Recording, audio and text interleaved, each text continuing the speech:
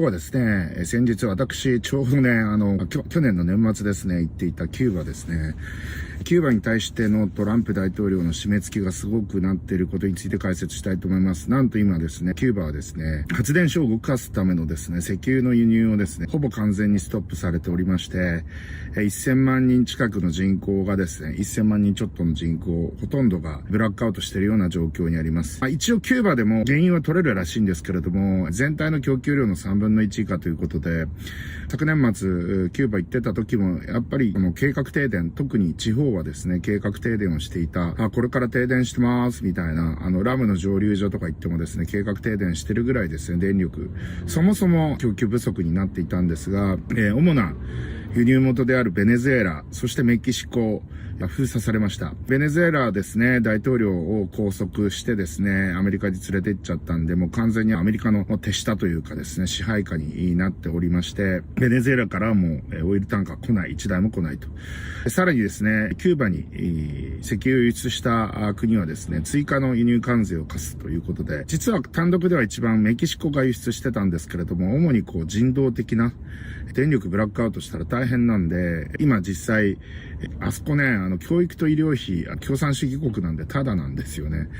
医療タダなんですけど、そこで透析患者が3000人いるらしいんですけれども、透析患者が透析を受けられないというような状況にありまして、もう座して死を待つしかないというような状況になっていて、人道的に問題なんじゃないかというふうに国際社会からも叩かれているような状況ですが、トランプ大統領全く意に介さずですね、キューバを締め付けにかかっていると。まずだからベネズエラから次イランに行きまして、で、イランもね、ちょっとどうなるかわかんないんですけれども、イランは国土めちゃくちゃ広いんでね、佐世保軍港にですね、所属していた強襲揚陸艦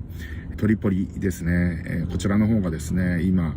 在沖縄のね、米軍の海兵隊の即応部隊をですね、乗せて、つまり、沖縄に寄港してですね、今シンガポールの海峡を越え、マラッカ海峡のところですかね、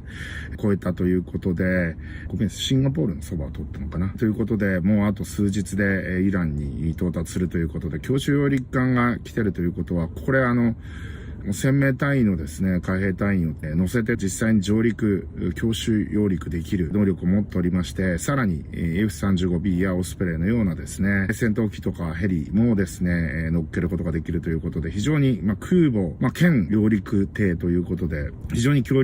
力なですね、パワーを持ってるんですけれども、こちらがですね、イランに向かっているということで、陸上戦も辞さないということになったんでしょうか。かなりですね、中東情勢緊迫してきております。このままですね、戦闘が続くとですね、イスラエルの防空システムアイアンドームとかがですね、枯渇してしまうと。ミサイルとかですね、迎撃ミサイルが枯渇してしまう。ドローンによる飽和攻撃が相変わらず続いているようですので、ドローンによる攻撃が続いているようですので、そういったところもかなり問題になってくるんではないかなというふうに思っております。次はですね、キューバの政権を崩壊させると。実際僕も行きましたけど、本当に共産主義で、リゾートにはロシア人とか来てましたけれども、